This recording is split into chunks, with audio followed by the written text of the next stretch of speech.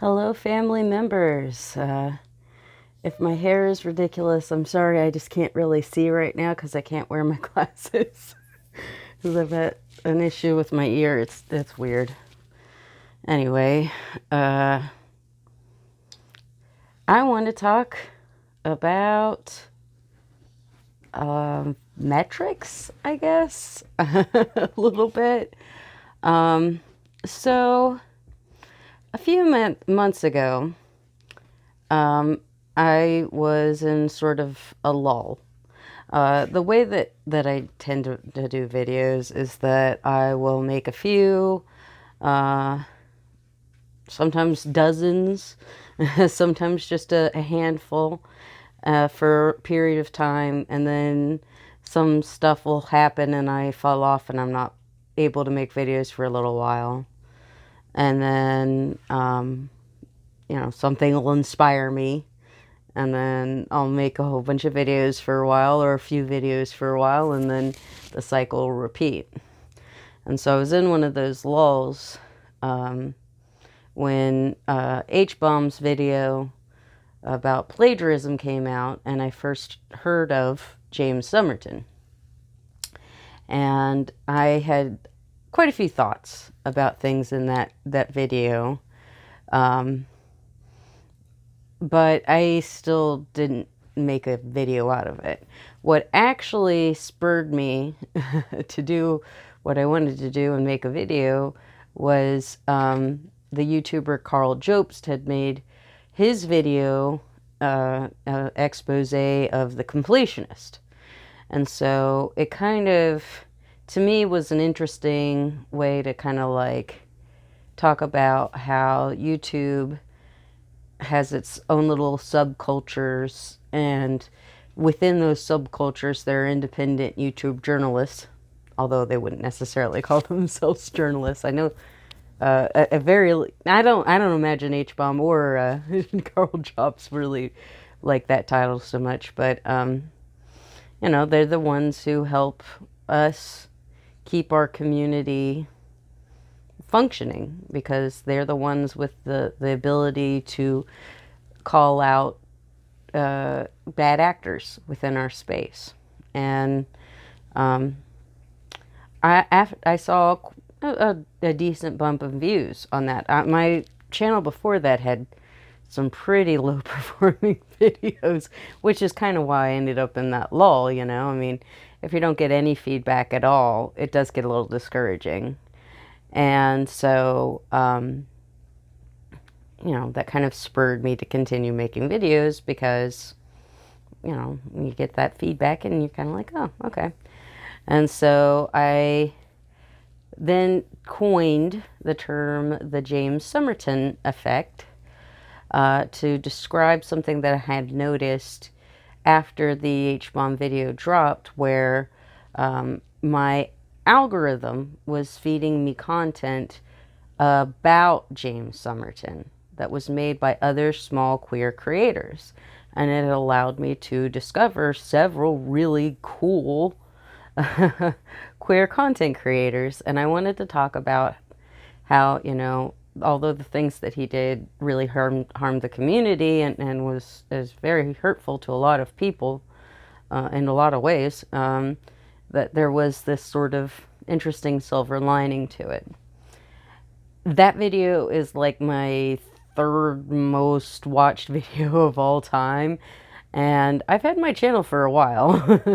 The only things that I've done more that did better were like a drag race quiz and a app tutorial for Lenza, which were things that I made when I was kind of in my earlier video editing phase, not this commentary phase I'm in now, apparently. And so yeah, it was kind of like, wow, that's amazing. And so I kept making videos, and the views kind of dropped off after that, and they plateaued for a while and then dipped and they weren't great, but they were something, and I was getting some feedback on things, and so it was very inspiring. Well, then, of course, James makes his second apology. And when he does that, then there's a whole new wave of discourse on YouTube. And so I also had some thoughts, as one might, particularly after watching Matriarchetype's reaction video to his apology video. And that got me a lot of views too, and new subscribers, and it's just like, wow, this is really awesome, you know, but also what next?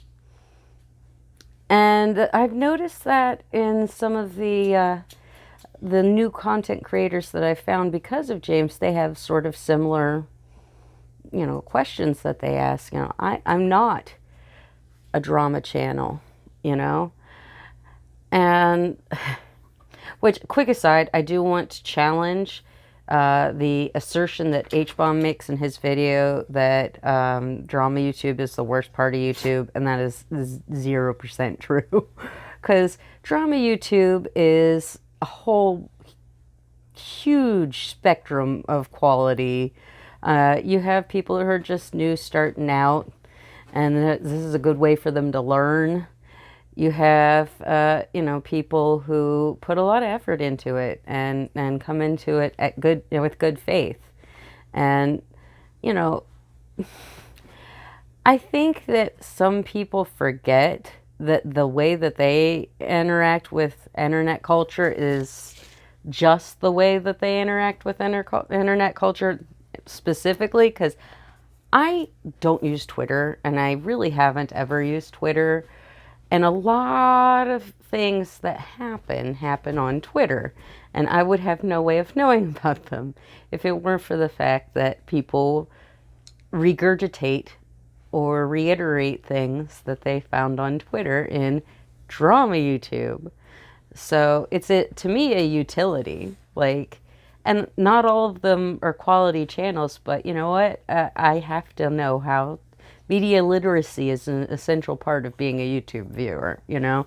Like, you have to know how to tell if a video creator is coming at you from a sincere point of view, or if they're a bad actor, or somewhere in between, you know? That's part of the process, because we're curating our own experience to a certain extent. But, okay, that random aside, completely lost my place here. Anyway, so, yeah, you'll see a lot of those small creators that, like me, saw a bump after they created James Somerton related content, say, you know, this isn't really what my channel is. You know, most of my videos aren't going to be like most of my videos. And then you kind of have to decide, wow, you know, I could try to chase internet trends and figure out what the algorithm wants and try to strike gold with other things. But honestly, anytime I've ever tried to do that, it doesn't work very well, because you don't know what's going to hit. And I might make this video mentioning Somerton, and maybe it'll, you know, break the pattern, and it won't be higher views than normal, but, you know, probably will be. I don't know that, though. And so, for me, the question, you know, do I want to keep making this kind of content in order to try to, like, grow my audience? No. I mean, that's, like, very much not what my YouTube channel is about. My YouTube channel is about me talking about what I think are extremely important ideas.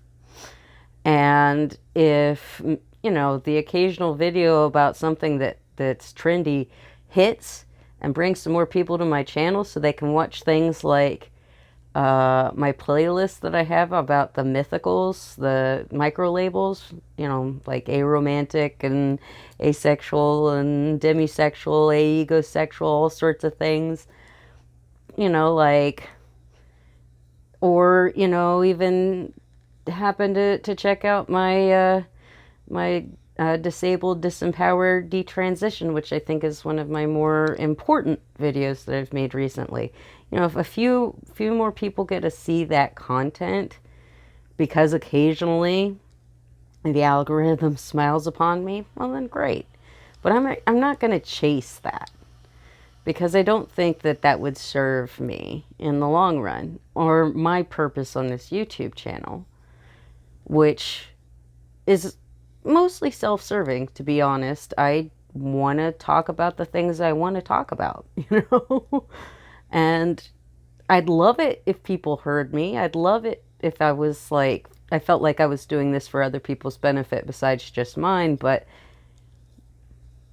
I don't really think that that's fair of me to say at this point. You know, I get maybe dozens of views on an average video. You know, dozens of views is awesome. I'm so grateful for every person that watches every single video, that ever gets any single watches, any sort of, you know, of the algorithmically friendly things like liking and commenting and subscribing and blah, blah, blah. All those things are great, but that's not why I make videos, you know? I make videos because I want to verbalize the ideas that percolate within my brain.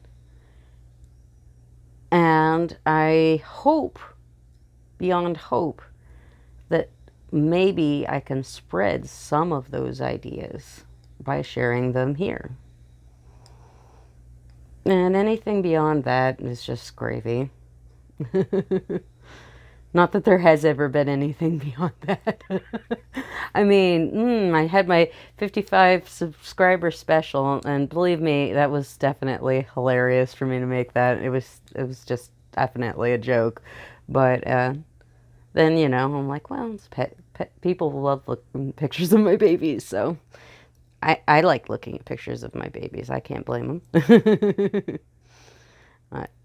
I hope that the people, especially people who aren't queer creators, that found new creators because of Somerton content, can at least in some sense be conscientious enough to know that their support is so important to us, and, you know, do all the things that we need fans to do. You know, like, I have friends and family, but it's not the same thing. Like, they might watch my videos occasionally as a favor to me, but they're not fans, you know? And a YouTube channel that's really going to have reach needs that. They need fan engagement, a community engagement. And, you know, it's important that you spend your time wisely and help build the communities that you think are important to build. Whether it's a community related to my YouTube channel or any other small queer creator or any other niche thing, you know. I also, you know, just want to say, if you're on the fence about making a YouTube channel, I recommend it. So far, so good for me, but yeah, that's about it. I don't have a cat around to show you, but I will give you some doggy. Puppy pup. You want to say hi? You want to say hi? Oh, Kimmy, you're such a good girl. She's Mommy's baby, she is. Well, tell all the nice people that Mommy will talk to them later. All right, have a great week, y'all. Bye.